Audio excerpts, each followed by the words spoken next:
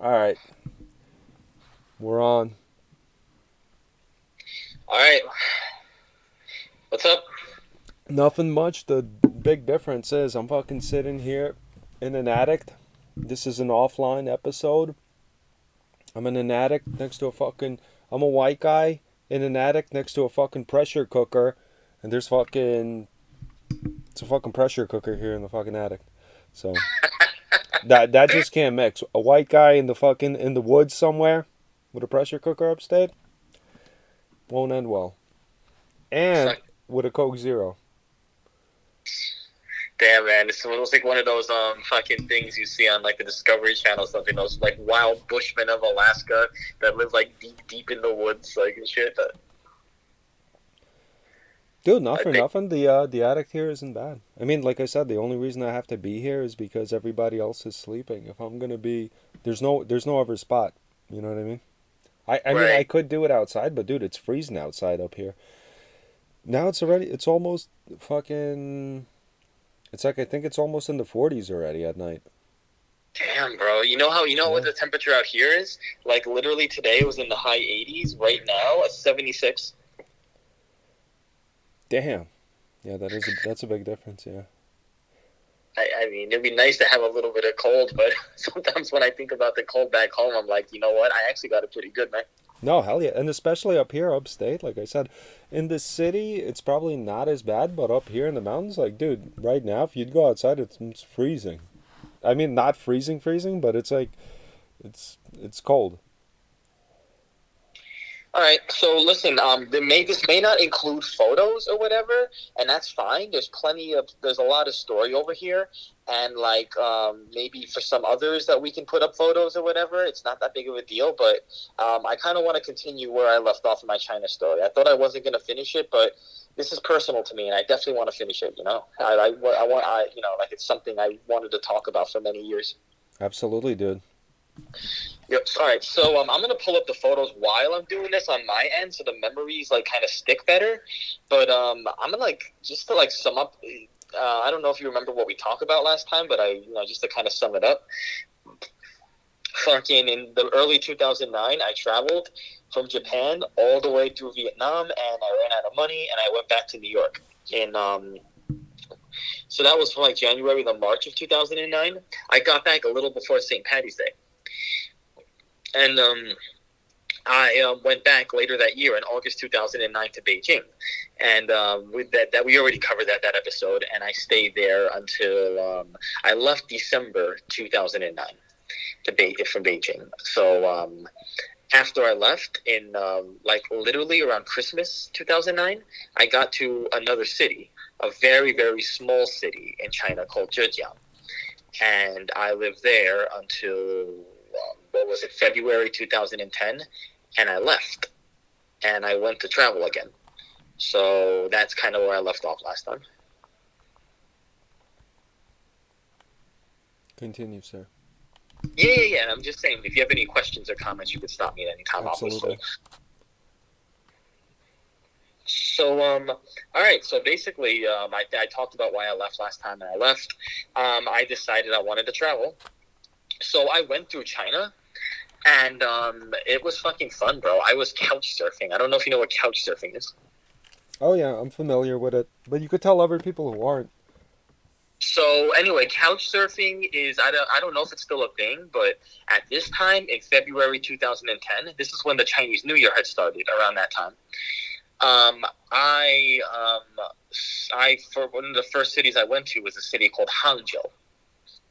Hangzhou is famous as like being, I think, like the Venice of China, whatever the fuck that means. Or I mean, that it might be Suzhou, another city. But Venice is known for its beautiful women and its gorgeous, like ancient architecture. When I got there, I didn't really see. I saw some of the ancient parts. Actually, I rode a bike through it, but I didn't find it to be like really ancient. You know, it was like a lot of shopping centers. The women were hot there, of course, but I think they exaggerate when they say Hangzhou has the most beautiful women in China. You know what I mean? Like, I don't think that's true at all. I would say Chongqing would probably have the most beautiful women in China, personally, in my opinion, from all the 40 plus cities that I've been to in China. But I mean, the girls were nice, I guess. I'll never forget when I was in Hangzhou. I walked by and there was this beggar like on the fucking train station, dude. Like no joke. Like I don't know if it was a man or a woman, but her arms and feet were cut off. Her face was burned, and she was somehow moving herself on a skateboard with a cup full of coins in her mouth, asking for change.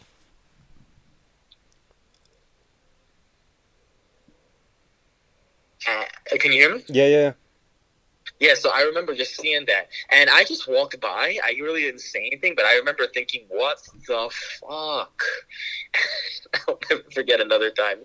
This little ass fucking kid, he comes up to me, and he literally says nothing to me. He just I don't know how young he was. He had to have been about 11, and he had this weird like hairstyle or something like that. But like he fucking walks right up to me and he goes, "Your money," just like that. It's all he says. "Your money," just like that. And I just kept walking. And I remember, I don't know why those scenes just come back to memory right now. But anyway, so couch surfing is basically so at the time, like what that basically means is like it's like you register an account and you look for a certain city you want to travel to, and you'll have other hosts from that city, and you can reach out to them via message, or there's an official request to stay in your couch, right? So if they say yes, then you can find a way to meet them, and then you can live in their house for free until you're ready to go. But usually you have to plan ahead of time how long you're going to stay, how many people you're coming with. There's arrangements that go through, but the nuts and bolts of it is that you can find someone online, stay and meet up with them and stay in their house for free. That's what couch surfing is. Yeah, yeah. So I couch surfed with a guy. No, first I went to Nanjing. Actually, before Hangzhou, I went to Nanjing, and I couch surfed with a guy. You'll never find him. Anyway, his name was Leo. It was a really, really nice guy too, but like he let me stay in his house, and when I got there, it was like this small ass apartment, and he lived there with him and his mom. And apparently, I had to leave in the morning because he would stay home and like day trade all day in stocks, from what he said. So that was really just a place for me to sleep and shit like that. So I stayed with Leo for the couple of days I was in Nanjing. I had a fallout with him because I went out to a bar with him one night, and I hooked up with this Filipina girl, and I fucking left him there by himself. So I don't think he ever forgave me for that. I came back to his house, like literally like 3 o'clock. It was like maybe afternoon the next day, and then he's like, "What the fuck happened to you?" And I was just like, "No, I'm fine, man." So yeah, I don't think he was the same with me since. But I went from Nanjing. I went to Hangzhou. I was telling you just now about Hangzhou, and fucking Hangzhou. I was staying with a couch surfing host too, but he was kind of a dick in many ways. Like it's hard to explain why, but like I was kind of like ugh about him. But his friend was a girl, and I have a picture of her on my Facebook photo album. She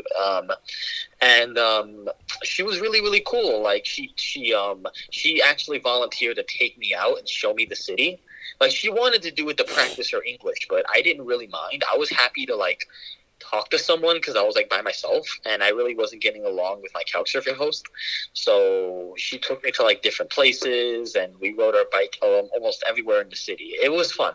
I had a good time riding a bike through the house. You know what I mean? Like that was definitely a good time. And I think I spent two or 3 days with her, I think, and that's for the time that I was there, and it was fun. It was fun. So then I ended up traveling to the south of China. I remember I got to Kunming because I planned on going to Southeast Asia anyway. I don't know if you have a map or you can pull it up, but China borders a country called Laos. Yeah, I don't yeah. know if you don't know what Laos is. Laos is basically a small country, one of the poorest countries in the entire world. And it's one of the countries that borders China to the southwest, the others being Vietnam and Myanmar, which used to be Burma. And I think India borders, no, Tibet borders parts of it too, but like, so it's a pretty long stretch of borders, but I was by Laos, which is like right by Vietnam. It's like a neighboring country. So I went through the south of China, and I went into Laos. Now, I decided to be adventurous, and instead of taking a plane, like a dumbass, well, not really a dumbass, but like I decided to take a bus through there. So the idea was to get a bus from the Chinese border into Laos, and then I was just going to keep taking buses through Laos. And I actually made some friends. I made friends with this couple. I'm not going to mention their names because I haven't really got their permission to. But let's just call them the Spanish couple. And it was a guy and a girl, and it was weird though because we took the exact same bus route, and it was one of those things where we didn't talk to each other at first, but we kept looking at each other because we were the only foreigners. And finally we just talked to each other because it was a long ass bus ride, dude. It was like a day and a half from the Chinese border all the way down to Laos. And it was so uncomfortable. These beds were like mad tiny, and the roads were always bumping. So even when I managed to get some sleep, it'd be boom, like that, and I just fucking wake up, and I was like, oh, like it was fucking brutal, bro. No, I bet, dude. A day and a half. Jesus Christ, that's insane. And it turns out I made the right decision. I don't think there's an airport in mostly anywhere in Laos. There was actually only one train in Laos. I'll get to that story when I get to the end of it. But like, it was I remember that it was like a really bumpy ride, and they were complaining about it too. And we would stop along the way though. Every 4 hours, we'd stop at a restaurant and we'd eat something. And we use the bathroom. The guys that wanted to smoke would smoke a cigarette, and then we'd all just get back in. So after like 14 to 18 hours straight, at least, just driving, we finally get to the Chinese border, and it wasn't anything. Like, I was worried because I don't know if you remember in the last episode, but my company in Zhejiang, the second city I worked for, they got me a full year visa through bribery, and illegally, of course. And I was always worried that when the Chinese saw that at the border, that they'd kind of stop me and be like, yo, what the fuck? Are you breaking our laws? But I just showed them my visa anyway, and they let me go. It turns out I found out that visa, even though it's a work visa, that visa lets me come in and out of China for the whole year. So I had from December 2009 to December 2010 to fucking use this visa. And mind you, I was already in like March 2009, so I figured I could always come back to China if anything went wrong. So I just decided to do the Southeast Asian trip. I went all the way down to Laos, and I don't know if you remember the photos I have. I have it on my Facebook. One of the first photos I took was the toilet. It's like a toilet like carved in, and you squat to sit on it. Yeah. You commented on that 6 years ago. You're like, oh, good luck. So Yeah. It was like my first day in the Laotian border. And looking at the difference is huge, man. I mean, like, compared to China and there, some of these houses were made of wooden huts, and there's just a lot of rundown places. Everyone's got motorbikes, and there's, like, a lot of street dogs, and there's just these big, like, houses that look like stores. Like the front of it is just a bunch of stores that sell water and beer and shit, and then the back of it is, like, where they sleep. And I'm looking here too and everything like that, but it was like weird. I was just I didn't know anything about it. I just went. So finally I go, we drive a little bit, and I still see the bus. It says Long Bao Cus Kunming China. I see the blue bus there. Anyway, I get to there, and I had a great time, man. I mean, I was going to all the tourist spots, and I was going to like I don't know if you can see it from the pictures, but it's kind of like there were a lot of nice looking restaurants. I mean, like, a lot of the country is poor, but if you go to the tourist spots, it all looks really nice, and the food is really good. The real attraction is going by a big river in Southeast Asia called the Mekong River. And I remember there were some restaurants by there and stuff, and I had a good time. I was traveling through Laos, and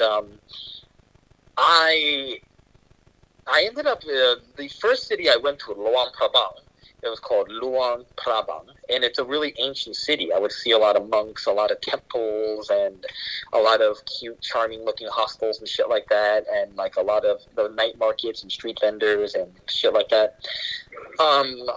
The second city I went to was more of a, I don't know if you understand know the concept, Jonas, your viewers do, of a backpacker town. I don't know. I don't even think I know it. A backpacker town are places in Southeast Asia that are dirt cheap, that most of the Laotian people don't even really go to.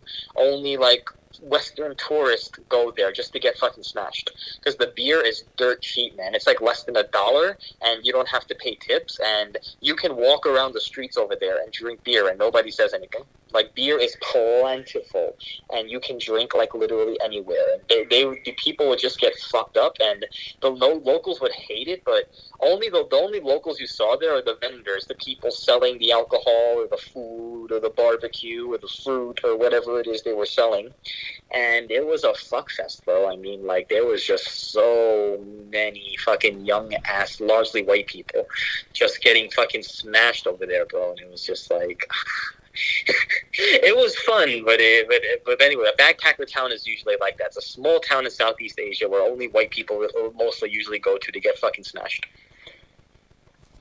But they make a big industry out of it, man. They take them on boat tours, and they take them on fucking like hiking and kayaking trips and jungle tours, and you can find snakes and monkeys if you know the right people and shit like that, you know. But largely, it was just getting drunk. And it wasn't even like heavy beer too. It was like light beer and shit like that. I think Beer Lao was the big beer in Laos, and it was like our Budweiser, their Budweiser basically. Like, it was just nothing, but it was just so plentiful, man. We really partied hard. I remember when I was with the Spanish couple, I found a guy at one bar, and he told me that he could get no. There was this bar that was advertising. What was it?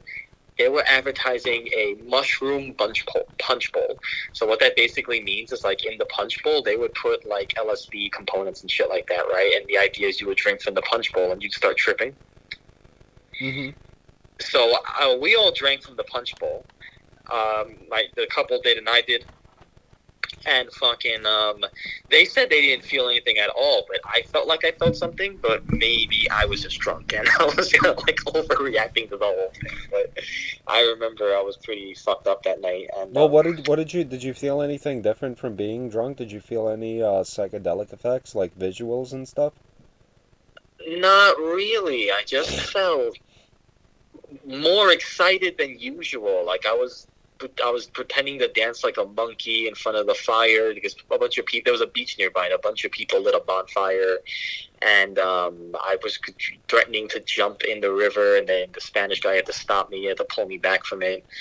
I was laying down on the sand or something like that, and I don't know. Like, I didn't feel like I was tripping. I just felt extra happy, but I could have just been like that drunk, you know? Right. So they probably just lied about it, right? I don't know. I mean, the other two didn't, because we all pitched in for it. Well, not really pitched in, it's cheap. But they didn't. No, I'll tell you what happened, actually. But when I get to the Girls episode, I'll tell you why more. And the Spanish guy was kind of giving me shit in a way for two reasons. Okay. One, him and the girl were fighting a lot, and I was getting along with her a lot better, if you know what I mean. Like, nothing happened, but, like, it was. When I get to the Girls episode, I will detail it. But with the guy, it wasn't just the fact that I was hanging. The girl was like, they would fight a lot, and then she would, like, kind of come. Like, sometimes she would knock on my hostel room and ask to hang out or something like that. We'd hang out in the room, or we'd go to a restaurant, just the two of us to talk. We used to talk a lot.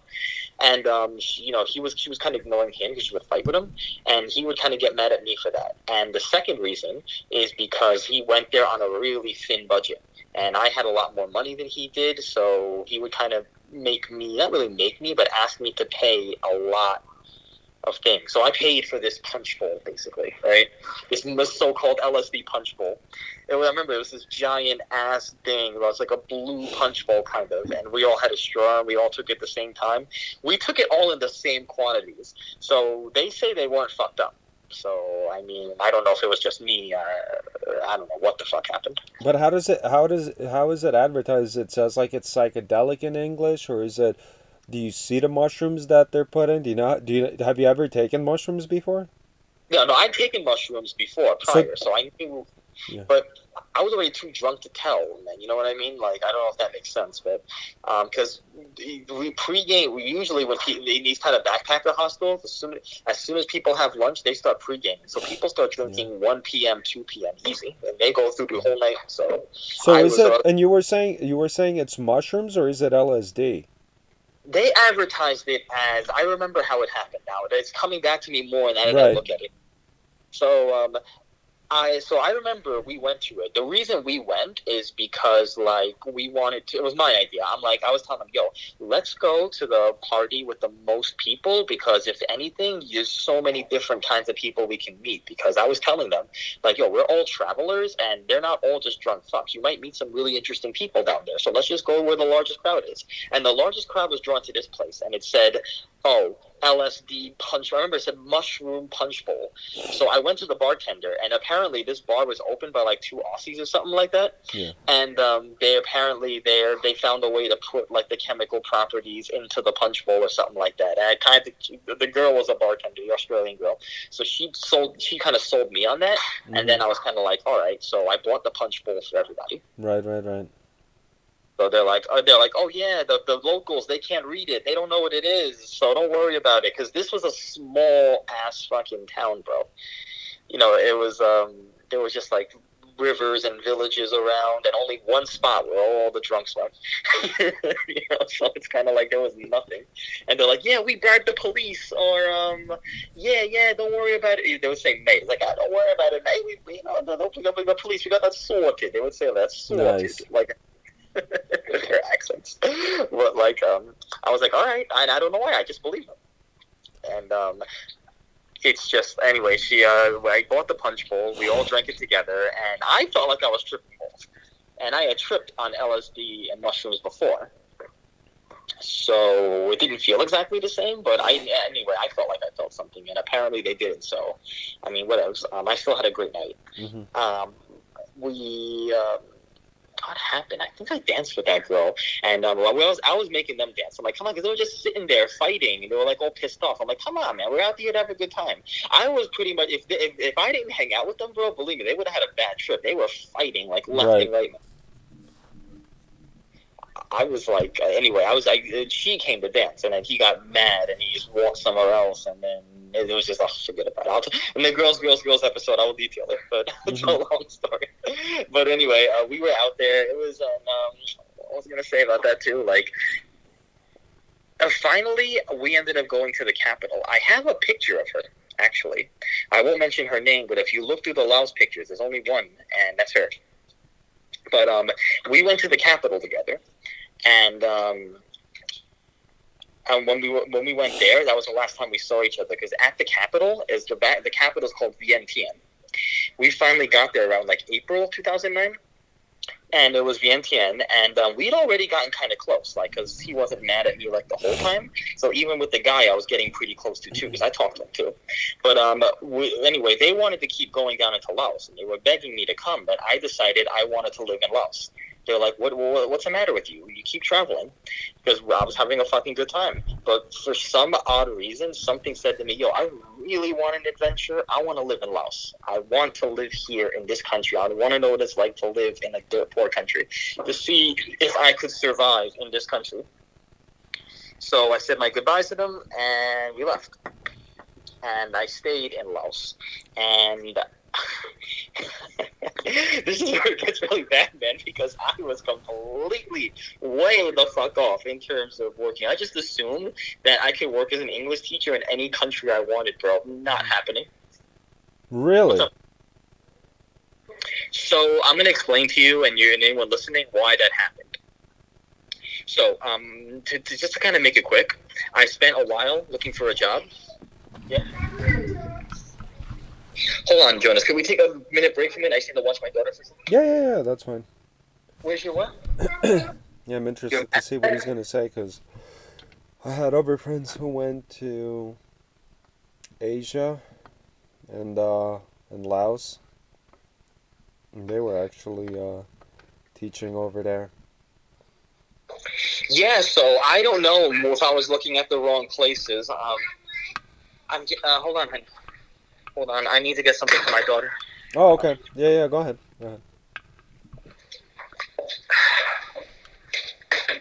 I'll be back 1 second. I gotta go to my car for a second. Yeah, dude, that's fine. Go ahead. Yeah, like I said, it's interesting to see how, I don't know. I wonder why for him it was actually difficult in Laos. I mean, I guess it depends. I guess maybe because it's poor, there's probably going to be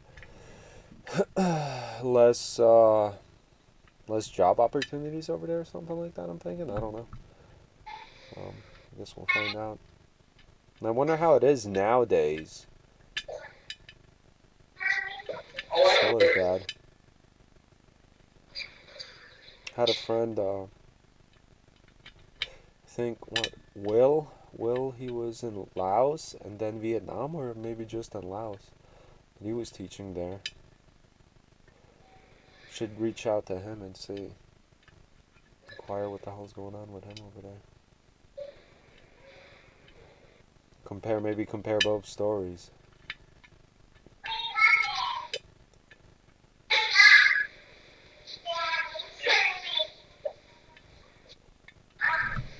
In the meantime, do a little guitar solo.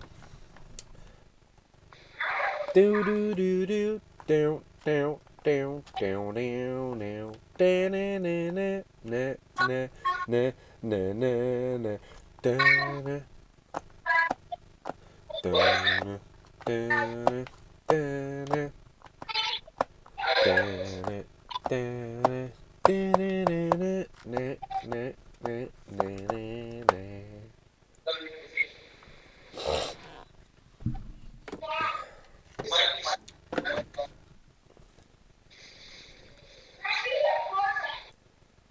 The joys of parenthood. Listen, you can't blame the guy. Can't blame the guy. Duty's call. I mean, look at me. I'm an addict. Sleeping up here. Gee, you can't do anything. You know what I mean? The kids are sleeping. You can't go out there. I'm gonna wake them up. Not that important. The life of a dad, you know. Alright, okay. I'm gonna talk to Dante's mom, but we're definitely gonna go to Dante's birthday party, okay? Dante's Inferno. Dante's Inferno, baby. Alright, okay. So you gotta go, love. That says happy birthday. Come on, honey, daddy, please. Thank you, honey bunny. I love you. Hey, bro. Yeah, what's up, man? Alright, so, Yeah, like I was saying, it's interesting that you said that Laos was bad because I have a friend who I think I think he's still teaching there. His name is Will, and I think that's where he stayed most of the time. It was Vietnam and Laos. well, I went in April 2009, and now that was like 12, 13 years ago now, so maybe it's just really different. I don't know. But he was there around the same time when you were. That's the funny thing. He was there around the same time you were. So I think I might know why, but I'm gonna open something up, a special drink. I saved a drink specifically for this podcast. Excellent. It's a Belgian beer called, I think it's called Lifa or something like that. I don't know how to pronounce it in French. Mm-hmm. It's from the French-speaking part of Belgium. Nice. Lifu, I think it is, a Lifa, something like that. I love a good Belgian always. So for me, it's I like it. Where's the opener? To your health, sir. So for me, I'll tell you what happened to me. See, I went to Laos on a tourist visa. Like a dum-dum. I went on a tourist visa. Well, not really a dum-dum. It's just like kind of like, I don't know. I just thought it was easy. But I was there on a tourist visa, and I was granted a month tourist visa. So I had like maybe 8 or 9 days to find a job. Yeah. And something like that. So I was on the internet searching around, and there wasn't anything. At least I wasn't finding any schools. So eventually, I settled on this one place. I settled on this school that was a volunteer center. There was this woman, I'll never forget her name, Gigi. It was like a half Japanese, half Australian woman.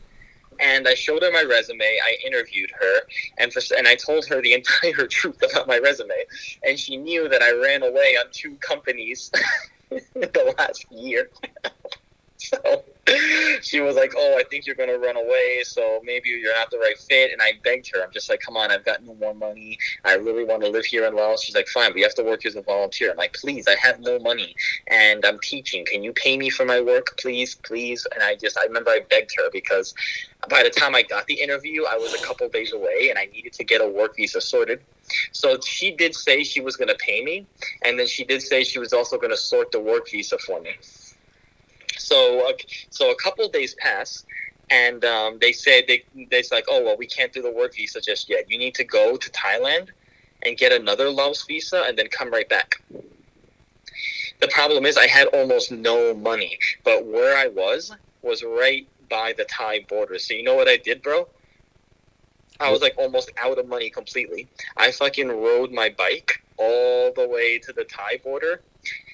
And how long did that take? Oh, like an hour and a half. In that blistering heat, I rode my bike to the fucking Thai border. And then from there, I fucking because when I lived in Laos, I'll tell you that later. I rode my bike everywhere, but I fucking rode my bike all the way to the border, and I fucking went over there and I paid the money for the visa. And then the visa officer is like, "What are you doing here?" It's like, "What do you mean?" He's like, "I don't see you any bags or nothing like that. You look like you're why do you want another tourist visa?" And then I kept arguing with them. I forgot how I argued with them, but I'm like, "Yo, I've got the money for it. Give me a fucking tourist visa." And he's like, "Okay." So finally, after a lot of argument, he decided to give me the tourist visa. But I used all the money I had left. Like, they charged me more than I was supposed to pay to give me the tourist visa. He's like, "Listen, you're going to pay this much or you're not getting the tourist visa. You're stuck here." And I had all my shit in another place, too. And I was almost completely out of money. So I gave him almost every last dollar I had just to fucking get this visa. And I was completely strapped. I was like, "Fuck, what am I going to do?" Like, that was not like a good idea looking back at it, but I was just like, "Fuck, what am I going to do?" So I remember I just walked and I took a chance, bro. I kept talking to all the tuk-tuk drivers. If you don't know what a tuk-tuk is, a tuk-tuk, for those that don't know what a tuk-tuk is, a tuk-tuk is like this weird kind of mini car that kind of acts like a taxi. I wouldn't say it's a minivan. It's like, let me Google what a tuk-tuk is to kind of describe it. It's a lifestyle. Like, you could say that. A tuk-tuk. Arthur said a tuk-tuk driver is basically a guy who'll do anything for you for cash. He'll take you anywhere. He'll wait for you. He said, dude, for the right amount of money, he'll whack a dude. He said they'll get you drugs. They'll kill. They're basically one step removed from being a homeless person. They live in this van, and they try to freaking drive you anywhere you want. And they'll do anything for money. And they bother you like crazy. He says that like people walk around with a T-shirt that says no tuk-tuks, no tuk-tuks, whatever, because they're No. like, Jesus, god damn, there's like some freaking goddamn fucking pollen or some not pollen. What the hell am I saying? Like dust up here. Goddamn addict. You know what? I don't know who told you that, and that's largely true. And I think I just Arthur. got. Arthur was telling me. Arthur was saying like, dude, they got their shirts on them. And those bastards, like they don't stop harassing you. The harassing part is true, but honestly, man, I think I just got lucky. But a tuk-tuk is like an auto rickshaw, basically. It's like a tiny little a rickshaw, or like a kind of like a small car. And anyway, this tuk-tuk driver, a lot of tuk-tuk drivers said no. I'm like, "Guys, listen, I have no money. Please, please, can someone get me back to town, please?" And I went through tuk-tuk driver after tuk-tuk driver, and I'm like, "No, no." I finally found one guy that took me home, one old dude. I swear to God, I almost cried inside from his kindness. To this fucking day, bro, that guy remains the kindest human being I'd ever met in my entire life. It was a Laos tuk-tuk driver, and he drove me home for free and basically saved my ass. Because I got paid the next day, and I didn't eat that night. I finally had money. This motherfucker took me home for free, even though he's dirt poor. And I was just like, that just burst my heart open and said to myself, some human beings can be so kind, man. I mean, like, because for them, we're all like these fucking rich ass people. So the way his wife might have told him, like, why don't you take money from him? We need that. Yeah, He probably could have paid you a lot, but he fucking drove me for free. I guess he saw he had to see the desperation in your eyes. You know what I mean? Sometimes a man, all it takes is like, sometimes you see a bum, and a bum asks you for $1. You look at him, you're like, dude, I'm not gonna give you shit. Then you see a homeless guy, and sometimes you give him some change because you just look at him and you can see that pain in his eye. You can actually see it. He probably looked at you. He saw you had nothing. He saw you weren't bullshitting him. I think you're right, man. I agree. I've done that before too. The bums. Yeah. I don't give a lot, but there was a bum. I forgot exactly how it happened, but I remember feeling so bad for him that I ended up giving him $5. Yeah. Yeah, I just had a five. No, I had a $5 bill, and I just fucking gave it to him. Well, it depends on your mood too. It doesn't depend on the look. Listen, look, if I'm having a fucking bad fucking day, and then the bum has the look, yo, sorry, I ain't gonna fucking help you. But if I'm having a good day and then he has the look, yeah, it might work. You know what I mean? The planets have to align perfectly. I gotta be in a great fucking mood. The guy has to be extra sad. The story has to be super fucking whatever. I don't know. Maybe the story. I mean, I don't even talk to them. The story. I'm just saying, shit. No, you're right. You're right, man. You know? Sorry. But anyway, so this guy had to drive you for what? How long was the drive back for? The bike ride is an hour and a half. Yeah, and then the ride back? The ride back was like probably 30, 35 minutes, roughly, I think, something like that. You told him, right? You're like, listen, my white skin, I can't handle the heat.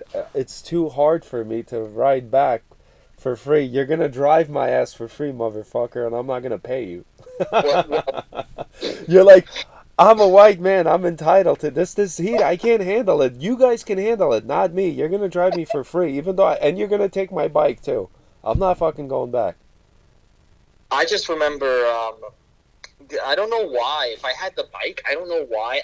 I remember why I asked them for a tuk-tuk, because I hadn't eaten that day. I hadn't eaten, and I was so hungry. And probably part of the reason they didn't give me the ride is because I had a bike with me. Yeah. But I just explained to them what was happening, and I'm just like, yo, guys, I have no fucking money, and I have no energy to ride this bike.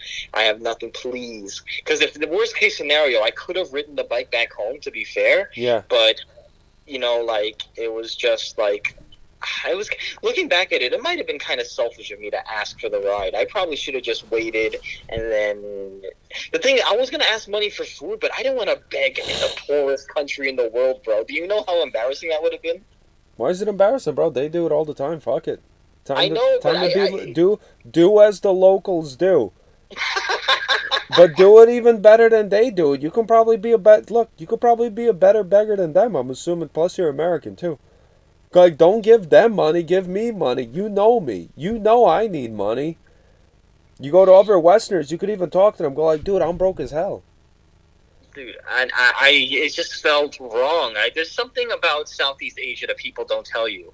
Even though no one really says it, the way they treat you and the way the Westerners treat them, it's treated like you're better than them. Like, they get treated like servants, and they kind of treat us like they're our servants in a way. I know it's for money or whatever, but, like, sometimes you can't help but feel that way, man. I mean, like, seriously, a lot of white people, just like Westerners, just talk to each other, and they leave the Asians on the side. Like, the Asians are always on the side, serving them food, serving them drink, driving them around, doing whatever they want. It feels like they're side characters, and all the other Westerners are main characters in their story. Like, it really feels that way when you're there. I'm sure Artie might have had the same feeling. I don't know if he told you that, but, like, there's just something embarrassing about going to one of the poorest countries in the world as a foreigner and begging for money. I'm like, yo, if I would be a bum anywhere, like, what the fuck? I don't know, fuck. I mean, dude. I mean, you know what it is? It might be embarrassing, but then you're not that bad. You're not that, you know what I mean? You're not that desperate then yet. Because, like, you get to a certain level of poor where you're like, dude, whatever, it doesn't even matter. Then, listen, 3 days in, next thing you know, now you feel entitled, too. 3 days in, look, the first day, you're embarrassed, you shine. 3 days in, you're fucking entitled. You're like, yo, like, give me $1. You're like, you cheap fuck. You start cursing at them and shit, too, throwing stuff. I don't know, man, but I'm looking back at it now, man. Oh, that was the ultimate failure, man. This whole thing started when I had a job in Beijing, mind you. When this whole thing started in August 2009, I had a job in Beijing, an apartment, and then I ended up no money, begging for a ride in Laos, like 5 or 6 months later. Yeah. Yeah, I mean, can you just imagine how that felt, bro? Just to really like look into it like that. Dude, that's the way sometimes she goes, man. That's But the beauty of life. You know what I mean? Like Frank Sinatra said, you're riding high in April, you shot down in May. You know, true, true. that's life. And looking back at it though, I'm kind of glad this happened in a way because that's a fucking adventure, bro. To go through all that shit, like, I'm sorry, man. That was a taste of adventure I was looking for. I was extreme at the time, and I really wanted to be in the most extreme circumstances. As much as I bitched about it, in deep down in my heart, I wanted that. You know? Hell yeah. So, all right. So you settled. You got the contract. You got your fucking papers settled. Now the chick's gonna pay you money. You're gonna start hustling. You're gonna start working now. You're gonna start teaching these poor fucking kids American. You're gonna start teaching them English, right? Yeah. So it was a school, and I have pictures of it. You can see it on my Laos page, I guess. But I took a bunch of trips with them, and I had some pictures. And the thing is kind of like I was still drinking every night, and the same thing I did in China, drinking, blowing money left and right. But it was hard, man. The hardest part was the fucking girls, bro, because like the girls loved foreigners just the way they did over there in China. Yeah. The problem is that it's illegal to have sex with a Lao girl unless you're married to her. Oh shit. Yeah. Oh, that's crazy. You see, It that's was fucking. so awkward because there were like girls that would hit on me left and right for being a foreigner there. And, a lot of Asian chicks don't really have like, big knockers or whatever, but compared to a lot of Asian chicks in Laos, you see girls with bigger ones than other Asian countries I've been to, man. So I used to call Laos a huge cock tease because it was so hard sometimes, man. I mean, like, they would come on to you hard, bro. And it's like you can't. There was some nights where I just thought to myself, fuck the law, bro. I'm bringing this bitch home. And I just didn't do it because I was just so scared of everything that happened. I was scared to death to go to jail. Yeah, it's probably something in the fucking coconut milk and the fucking tarantulas and shit. Yeah, man. But I'll never forget too. And I was still doing couch surfing in Laos. I actually managed to find a few couch surfers who stayed in my place. And I'm gonna get to my place in Laos. I lived in the room of this guy who had this big house. It was a small ass room. Yeah. And the whole thing was dirty and filthy inside. There was this wooden bed, and he gave me this dirty ass mattress. I didn't bother to buy a mattress. I just bought a little pillow. And this is before fucking bed bugs, so you didn't even know what the fuck you were getting into. Bro, it's not even just that too, man. I was drunk most of the time that I would literally just pass out and then go to work the next day. Yeah. Sometimes I only had the one little suit that I wear every day. I'd wear like this little button down and with these khakis like tucked in, and sometimes they were like really dirty because I'd be out in I would travel around Laos a bit, actually, a little bit around the area of Vientiane. I would ride my bike everywhere, and the locals would stop me and say, "Hey, drink beer," and they get me free food. Looking back at it, I didn't have to ask that cab driver for it. I could have ridden my bike back, and the locals probably would have got me free food. There were a bunch of times where they paid for my food and drinks, and they just wanted to speak English to me, man. Like they loved me out there. And sometimes I would drink and party with them. Like I'll never forget, I had a couch surfing guest. His name, I will say his name, but he was from Belgium. And he wanted an adventurous lifestyle too. And I wrote my story on couch surfing about the kind of house I live in. This little dirty ass shack, like a room the size of my closet. And he's like, I love it. He's like, I want to see this experience. So we had to sleep in the same bed. So he brings his shit with me. And he's sweating his ass off. It's like, I remember one night he kept walking out and getting some fresh air, and he kept walking in and out of it. And I think the locals thought I was gay because they'd never seen me bring women home. They'd never seen me bring women home. I'd only bring guy couch surfers home. So they thought I was bringing men home to have sex. Jesus. And they're coming outside too. They're all like sweaty, so they're like, dude, they're thinking you guys are having a marathon because the dude's coming out, probably all sweaty, smoking a cigarette. They're like, yo, you're like, yo, fucking, the dude's getting fucking pounded like crazy the whole night. Because he keeps coming out like the fucking Chinese dude's like, the dude's coming out every fucking hour. I don't know what the fuck's going on. They won't sleep. The guy's just sweating like crazy. Like, dude, these guys are like fucking animals. I mean, I wanted, you know how many times I could have brought girls home? I was just afraid that the locals would hear me and someone would call the cops because they knew I wasn't married. Yeah. So, Dude, how the fuck do you show up to work? You said you're boozing like crazy. You pass out drunk. You go to work. You must look like a fucking. How the fuck are they letting you in?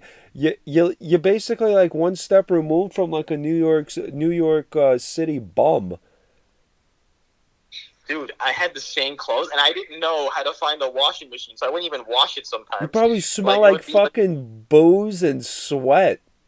and cigarettes too, because I was a smoker back then. Jesus. My hair wasn't cut. I have a few pictures. You'll see them over You there. fucking look What I probably looked like at cracked the time. out. But I remember they would get mad at me a lot, and they hated me in a way because I would always come in boozing. But they felt like they needed me because even though they were paying me, there were still a lot more kids that wanted to go to the school because I was the only like American there. So for them that an American Right. teaches and lives in this place, like it was like You can get away with it. You can get they away had with it because you're the bargaining fucking chip for them. exactly. Like, and they say they weren't making money. I don't fucking believe that. Bull fucking shit. I don't think it was a volunteer organization. I Yeah. think they were actually charging personally because we just had student after student, and they kept meeting with their teams. And I'm like, what Yeah. kind of volunteer organization has a marketing team? They called it recruiting. I'm like, it's fucking marketing, bro. Get the Yeah. fuck out of here.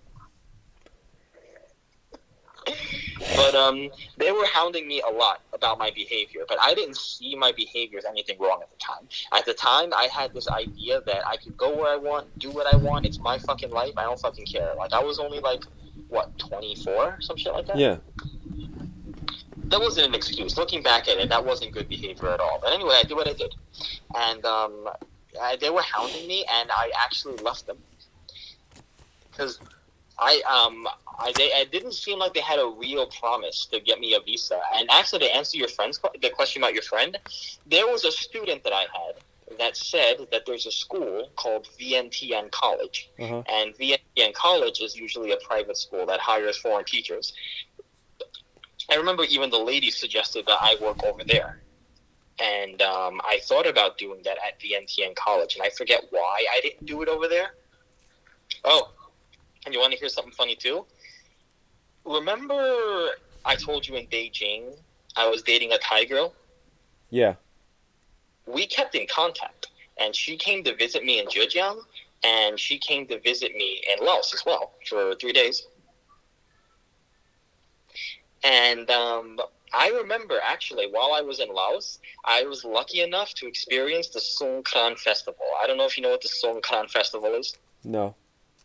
I'm sure I already told you about it. It's a festival in Laos and in Thailand where people just, for a whole weekend, I think, it's like the Thai New Year, and people just throw water at you everywhere. Like, the whole city shuts down, the whole city parties, and everyone all over the streets just throws water at people. Yeah. He told me. Him and Andre were saying that shit was awesome. He said it was super fun. I'll tell you my experience on it. I met a fan. I was I was drunk as fuck, bro, and I partied with a bunch of people. I almost hooked up with a Thai girl there. I literally almost brought her back to my place, but I was worried the people would think she's Lao, so I just didn't say anything. And they knew I had a girlfriend because my that Thai girl came to visit me prior. So when the Girls episode, I'll go into more detail about it. But we held a long distance relationship after Beijing. But I wasn't like faithful or whatever. But anyway, so there, anyway, at that festival, it was crazy, man. Especially since I was the foreigner, people were throwing water at me more than the local people because Nice. I was the foreigner. So and I was asking Arthur about this. I was saying like the everybody else is having so much fun, but like the foreigners were the only ones who were really like getting pissed off. I could see why, mainly because it depends why you're there. I mean, if you're just traveling through or you don't really give a shit, because not everyone that travels there travels to party. Sometimes people want to take pictures, they want to sit down and have a nice cup of coffee, or they just want to take in the view. You can't, man. Everybody throws water at every fucking body, bro. Right. And there's a reason for it. It's a New Year's cleansing thing. They believe that in this time of the year, that's when the gods are like the most active. Like it's kind of like they're more at home, right? When God is like the more at home. So if you get water thrown at you, they're cleansing you of your past. It's kind of like, it's our bare equivalent of starting fresh. It's our bare equivalent of being like, yo, New Year's Eve, I'm not going to drink anymore. I'm going to work out. I'm going to study, start a new slate. Well, rather than a New Year's resolution, instead of giving yourself a New Year's resolution, you automatically get a new fresh start by getting water thrown on you at this sacred time.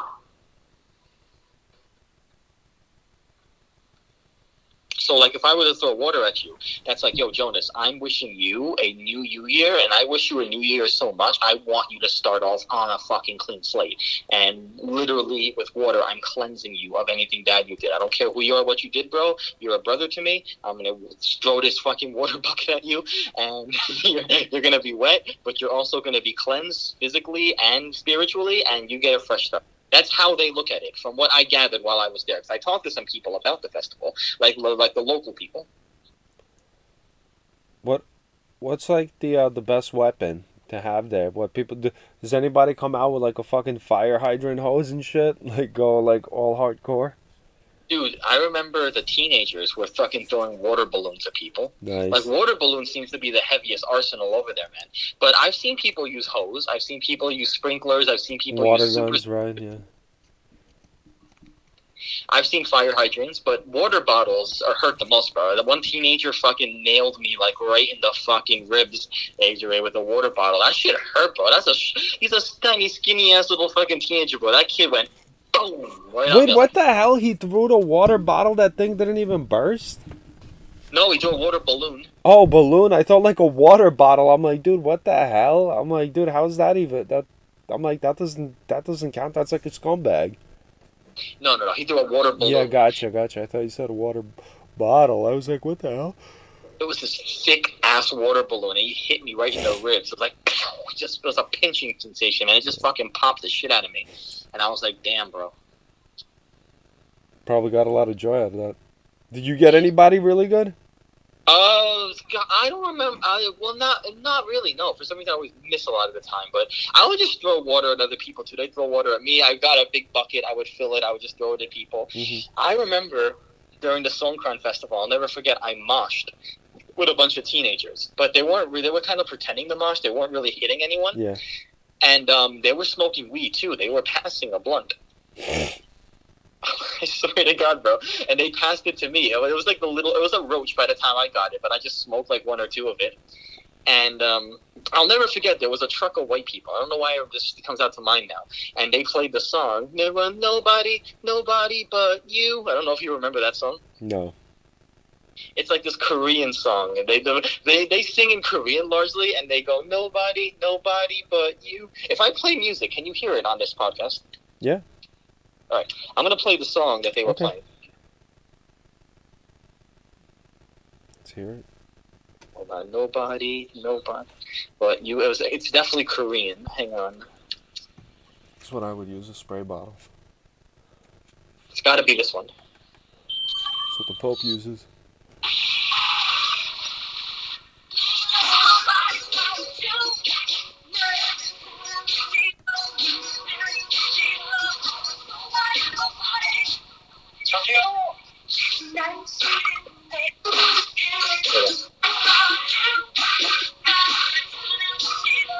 Okay.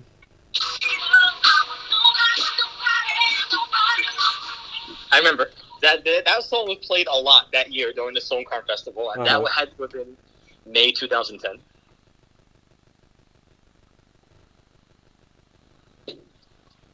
I don't know what you think, but that's the way it was. But there was just music everywhere. It was really, really fun, and people were just throwing water left and right. I liked it personally. And the vibe was nice, right? Like everybody was like peaceful, happy. I mean, nobody was a scumbag. No fights, really, right? Did you see any Oh fights? no, most peaceful shit I've ever seen in my life, bro. Everybody, with the economy just stopped, bro. Like everyone was on the streets dancing and throwing water. Like it was like it was Nice. crazy. So I cool. consider that a party in my Hell yeah, opinion. that's so cool. I know that would never work here. I guess if you're like mad fights and shit. Oh yeah, dude, you got people.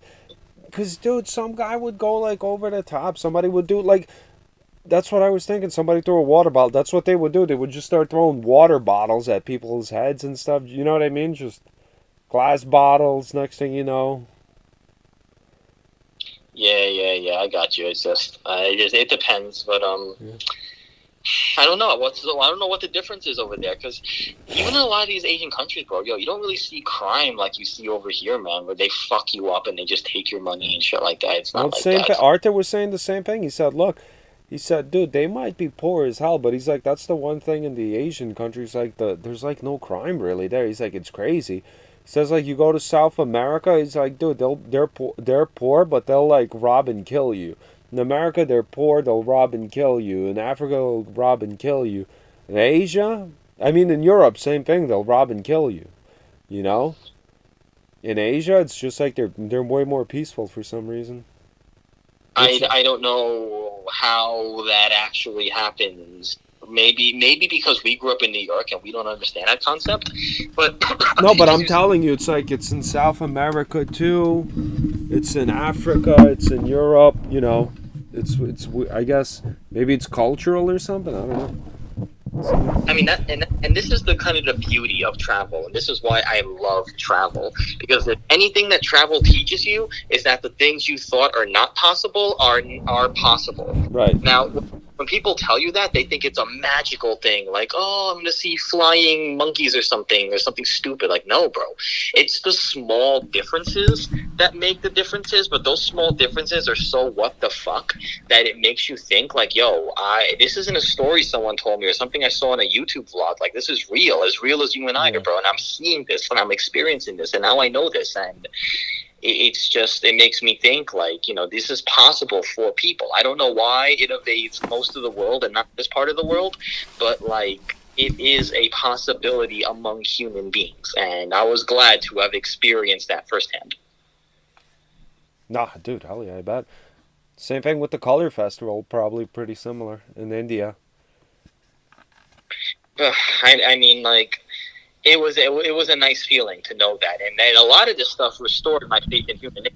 Because when I first got to Asia, I was like I wasn't really an angry person, but I'd spent so long just seeing so much fucked up shit, or just thinking like the world was fucked up, and Yeah. I wasn't depressed, but I wasn't really doing anything with my life, so I kind of felt like everything was bad. No, I But get you.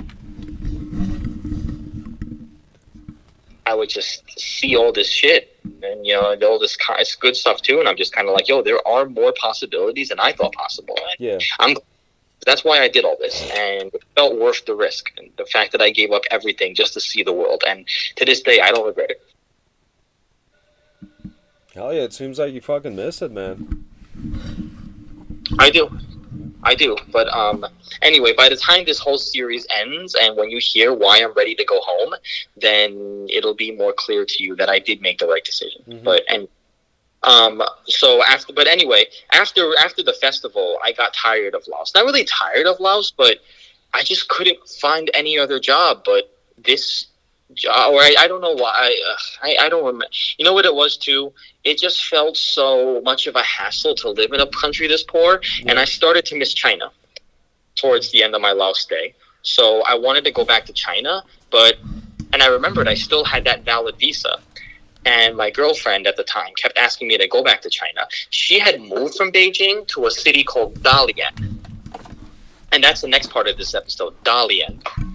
And and long story short, I ended up leaving Laos, and I went back to see her. She paid for my flight, and she paid to get me back. Wow. Nice. Yeah. How much was that? I forgot, but she got a job at Accenture. I don't know if you know what the company is. It's supposed to be like a big tech company. Okay. she ended up working at a call center there, but they pay pretty good to work at call centers over there. So she got a call center job there, and I lived with her in Dalian.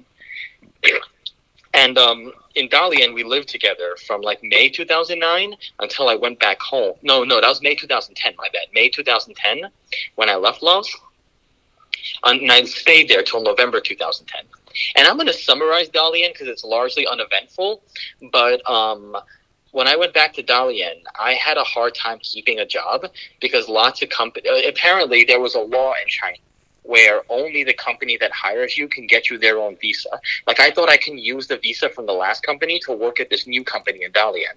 It turns out that they needed to have their own visa. So the problem with that is that in order for them to get me a new visa, they had to cancel my first visa. And my first visa can only be canceled by my previous company. Does that make sense? Yeah. So that means they had to contact my previous company. And I didn't want them to contact my previous company because they would have been like, yo, this guy fucking bailed on us and he was drunk all the time. So, and my drinking didn't stop. So, I was like, okay. So, anyway, I wouldn't do it. And I would go to companies where 1 month, I would put them off for 1 month or 2 months. And then they kept asking for the visa and they let me go because I wouldn't give them the contact. Right. So, in other words, I couldn't hold down a job in Dalian because of this. So I bailed on the first company that gave me a visa, the one in Zhejiang. And, I couldn't get a new job in Dalian because of that. So me and her really started to fight about that because I was living off her and I wasn't really bringing home money. And also, too, I was kind of upset at being in Dalian. I felt bad because I would take a lot of my frustration out on her because I was in a foreign country. I kept losing the job. I had no stability. And after the months kept passing and my actual visa was running out, and I just didn't feel safe. And she kept, because she was a lot older than me too, so she kept hounding me like, oh, Tim, what about our future? What about our kids? We're going to get married and have these investment plans. And I was 24. I was not ready to really get married. And she was like 33, I think, at the time or something. And she was ready to settle down. So, I don't know. And it was just a horrible situation. And eventually, after some time, it was going to be December 2010 when my visa expired. We were already in October 2010. I still went through 4 jobs and didn't keep any of them because of the visa thing. And I said, yo, I got to go back home to the States. Now, the thing about that is I hadn't finished my degree back in New York in CUNY. So the idea was that I go back to New York and I finish my degree and then meet her back in China. So in November 2009, I went back to New York. No, November 2010, my bad. I went back to New York. And my parents had to pay for my flight back because I had no money. And she went back to Thailand, and I went back to New York in November 2010.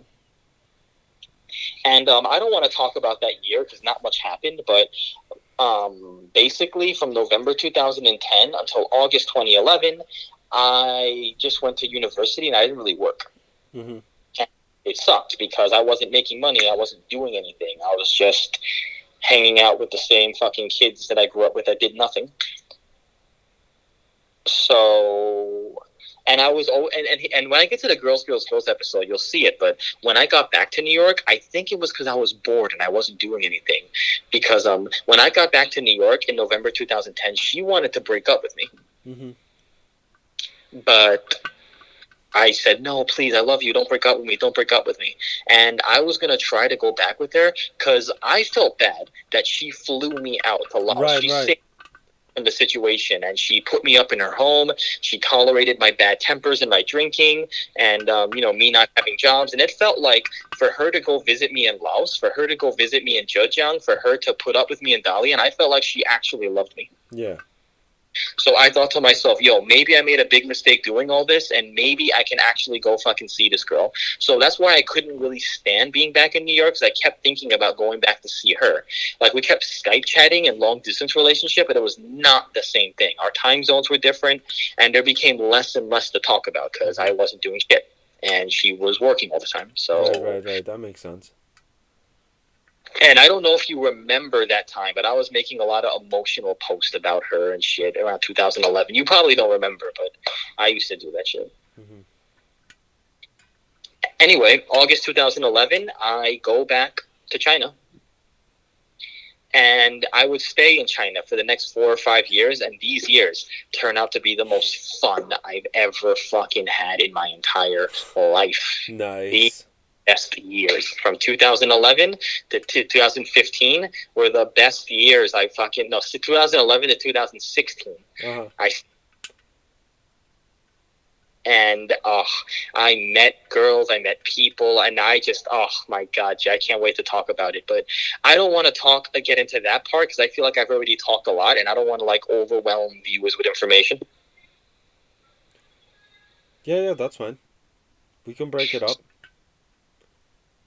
I don't know how long should we keep going. Oh, anyway, before I keep going, I'll just keep going till it's over. But like, I briefly summed up what happened, and I got the kind of parts out of the way. The real fun parts are coming. But do you have any like questions before we like keep going with this? No questions. Like I said, I'm fine with breaking it up however you want it. We've been going for an hour and 5 minutes. It's 10:40 right now.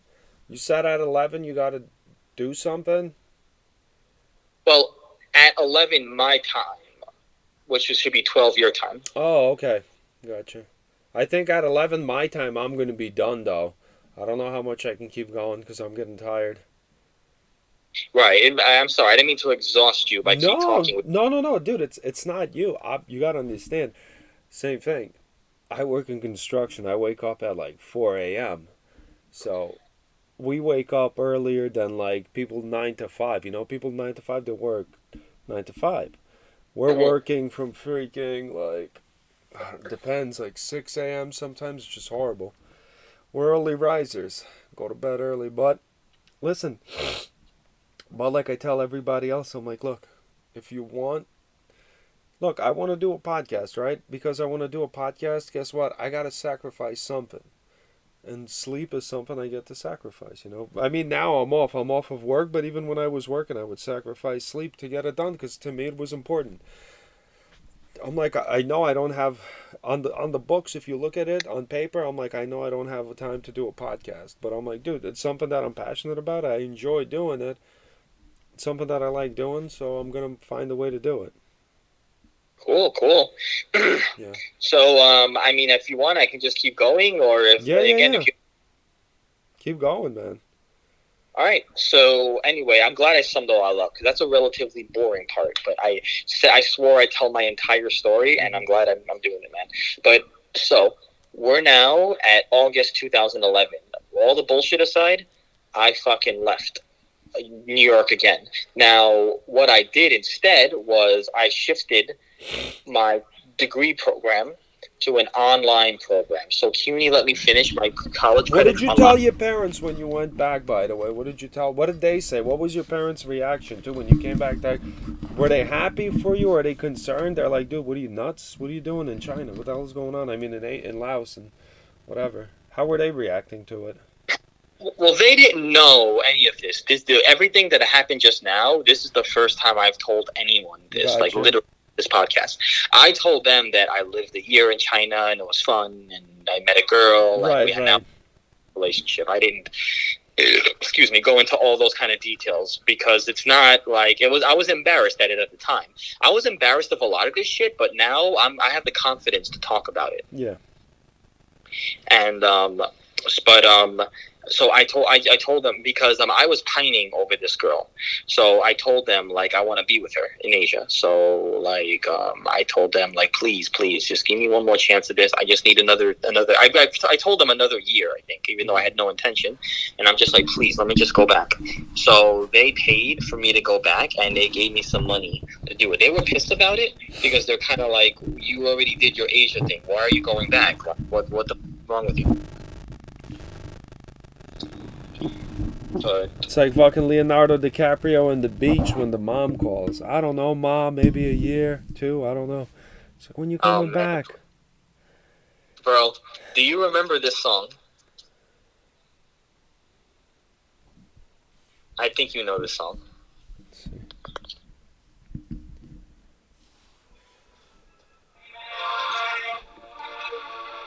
Yeah, of course. Yeah, from the movie. Yeah, hell yeah.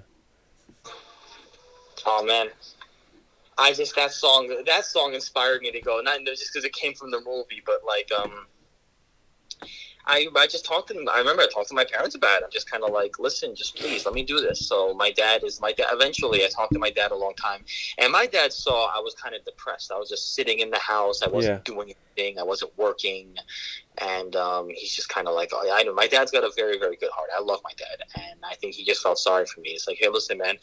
It's been months. He hasn't changed his mind. This is something the guy's got to do. Let him just do it. Nice. So I did it. In August 2011, I went back to China, and I was excited. And you know where I went back to? I went back to Beijing. Sweet. But I just stopped there. I ended up getting a job in a small Chinese city called Linzi. And this time around, I kept the job. I worked in Linzi from August 2011 to August 2012. I did the whole year without any problems. I swore I would never just run out of a company ever again. And I would pay for that dearly later on. So here's where the fucked up part is. The real epic adventure begins now, bro. I'm going to talk about Linzi. Linzi was a really, really, really small city. Like, to get there, I had to get to Beijing. Then I had to get to some other big city. Then I ended up in a smaller city called Dongying. And in Dongying, I worked for a company called Shane English. And they put me with a whole bunch of other Americans and Australians and people like that. We were all in a training center. There was like maybe 10 or 12 of us.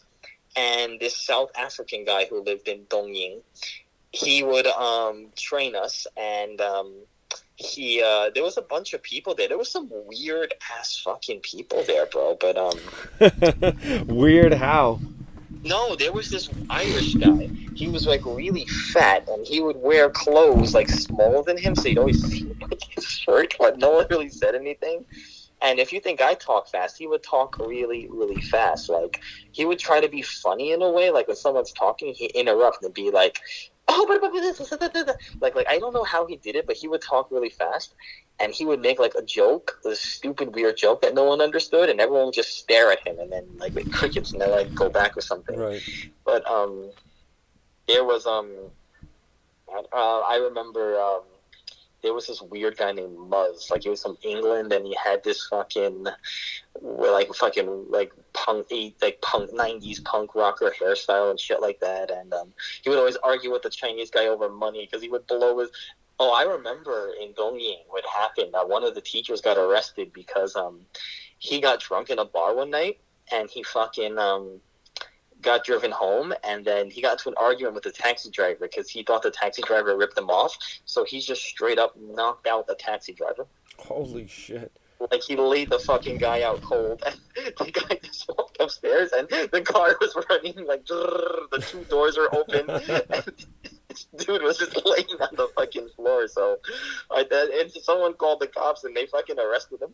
Damn, he could have at least turned the car off. Could have turned the car. Dude, all he had to do was turn the car off, throw the guy in the back seat. That's it. Close the door, drive him down the block. No, bro, he just knocked him out, and then he just walked up to his because he parked right in front of his apartment building. He walked right up to his apartment and left the guy and the car running like right outside. And there was another guy too. Like, he got so drunk that he vomited. He passed out on his own vomit, and then he woke up. They like the Chinese, the people. They woke up the next morning, and a bunch of people were taking pictures of him because this is a small town where there are barely any foreigners. So they see this big, huge Western guy asleep on his vomit at like 7 o'clock in the morning. Oh, so they took pictures and it got to the local news media, and it turns out one of his students was the daughter of a high-level government official. So that embarrassed the fuck out of them. So the official pressured the school to fire him. So they fired him and they sent him back home. Damn. There was another fucked up story. There was an Australian guy who came with his girlfriend. Yeah. And they went to this really shady ass bar, and the Chinese guys were hitting on his girlfriend like hardcore right in front of him. So he fought back, and but then that's the rule too. You don't fight the Chinese, but he pushed the Chinese guy or something like that. So the Chinese guy came back with like 20, 30 heads, and they all just beat the fuck out of him. Yeah, you were telling me that happens a lot. But it was so sad though because these were really nice guys, and this guy was really just defending his girlfriend. Like, Right. imagine you, your girl back there, and this drunk ass Chinese dude just walks right in front of you and literally just hits on her. That's not good. You know, like I felt so bad for him, man, because the guy did the right thing, but I mean, what a beatdown to take, man, for doing that. I fucking feel awful, brother. That happened. He could have done it and then got the fuck out of there before he got his boys, but I mean, I guess he was That's drunk, wasn't thinking. that's true. That's true. That's true. And that's the thing about alcohol too, isn't it? Like you don't think, and it just fucks with you, man. But what are you gonna do? Anyway, I was in Dongying for about 2 weeks, and one of the other guys training with me would end up going with me to live with me for the whole year in Linz. And his name, I don't want to say his name, because even though he fucking scumbagged me towards the end of the year, we were friends for a long time, and I have a soft spot for the guy. But he was like this nerdy ass, shy, weird guy. He was like from Oklahoma, and he was like 33 at the time. So he'd be like 43 now or something like that. I don't know, but he was 33 at the time. And he was weird. Like, he would bob his head. He would be like, I don't want to, like that, like kind of like in a fucking weird ass way. Like, he had a weird way of talking. And Oklahoma got some weird motherfuckers out there, man. but his Chinese was really, really good. He was, before he went, like, he grew up in Oklahoma, but he traveled around the States. Mm-hmm. He spent a couple years in Seattle, and he had a Chinese girlfriend in Seattle where he learned his Mandarin. But he was obsessed with languages. He was a really educated guy too, but he was obsessed with languages. Like, he knew Spanish, he knew English, he knew Mandarin, and he knew Tagalog, the Filipino language. Mm-hmm. And he was obsessed with learning languages. And he would talk to me about theories about learning languages. Because one of the reasons I moved to Linz was to learn Chinese. Yeah. Because literally, bro, we were the only foreigners in Linz. It was me, it was him, and it was this other fucking drunk-ass American guy. I won't mention his name. But, like, there was him too. But he left about a month after we both got there. Mm-hmm. And then we were actually replaced by this guy from England and this other fucking girl from England too. And this girl was fucking hot, bro. I won't say her name, but she was Iranian by background, but she grew up in England. And dude, she was fucking pretty, man. And she was like mad cool too. And she was like, I told you in one podcast about girls from like Europe too, man. When you flirt with them, they're not like, red flags. Like they laugh along with you, man. And you know, they kind of go with shit. They're cool. Like, we were, all four of us were friends, man. I mean, like we were only foreigners. We would have like movie nights, and there weren't any bars really too. Like the only bar there was like, Chinese bars are weird. It's kind of like, they eat watermelons with their beer. Like when you go to the bar, they serve you before they serve you beer, they serve you a tray of popcorn and they serve you a tray of watermelons, and you have that with beer. Yeah, that is weird. Popcorn, maybe not so much. I've had that before at a bar before. I thought it was weird, but then I was like, you know what? It's not bad. But they don't salt their popcorn. Their popcorn they make it sweet. All right, you see that? Now get the fuck out of here. That's fucking sick. No, hell no. Our shit was salted like crazy. You know what I mean? Because they give you like salty snacks. That's what I'm saying. I was telling the guy. I remember one time they got a little, because I have like I don't know. I kind of had like I wouldn't say a Brooklyn attitude or a temper, but so you know we're Brooklyn guys. We flip out sometimes. You know, and that was the hardest part about meeting people from different states, or different countries. I made a lot of friends with them, but they seemed to think I was this like irritable psychopath or something. When meanwhile, I don't think they get the concept of flipping out in some places. I really don't. Yeah. But you know, in New York, I don't know if it's like that. Obviously, you know, but in New York, you flip out. Sometimes when you see something like, "What the fuck?" You're not really mad or like bitter about it. You're loud about it. I don't know. Just vent. Exactly. It's more like venting. You know what I mean? Like you know, like I feel like unless you're from the area, you don't like get it. But right. they would get uncomfortable around me because they didn't see me as flipping out. They saw it as me like being aggressive or being just like a complete asshole. Yeah, because they don't do that. So for them, it's so crazy. Exactly. It's like I was, for example, went out to salted popcorn. I was telling the guy, "What the fuck is this, bro? Give me some fucking salted popcorn." Right. Like that. That's kind of flipping out. But they see it as, "Oh, Tim, you're being like super aggressive." I'm like, first of all, who fucking says super? And second of all, what the fuck? Because I just got out of Brooklyn too, so like, I was there for the year, so like, Yeah. And then plus But you're probably definitely not sober too, so that you're probably not even like, dude. exactly, man. I am. Anyway, but it was fun. It was just us, but it wasn't just them I was spending time with too. Like, I actually got pretty close with the girl for a while. Mm-hmm. We ended up taking a trip to Xi'an in Chinese New Year 2012. But the whole time I was there, I was telling them I'm in love with my girlfriend. I'm in love with my girlfriend, the Thai girl, which was weird because at that point I was sending the Thai girl money, some of my money, just to help her out. And sometimes she wouldn't even answer my phone calls, or she wouldn't really talk to me that much. Mm-hmm. She got mad at me when I went back to China because she's like, "Oh, I thought you were gonna get a career in the States." So like, she would like kind of give me the cold shoulder. And I wouldn't say I had a chance with this girl, but if I didn't have a girlfriend and I was a bit more aggressive, I think I could have done something personally. Mm-hmm. I still think to this day, because like I told you, man, and maybe back in England, she never would have gone for me because she was fucking hot. But we were the only foreigners there, and she couldn't speak Chinese. So we got to know each other on a deeper level. And sometimes when you get to know someone on a deeper level, sometimes feelings develop. Or sometimes when you're there, like you only see, let's say you're not attracted to Chinese people, right? And you see just one or two foreign people, they start to look more attractive than they really are. It's kind of like being on an island with a girl you're not attracted to, and you're in the island for years. Eventually, she's gonna start looking fucking smoking, bro. Mm-hmm. That makes sense.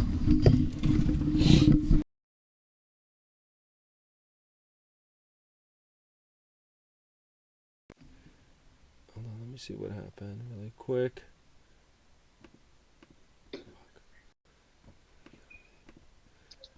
Hold up.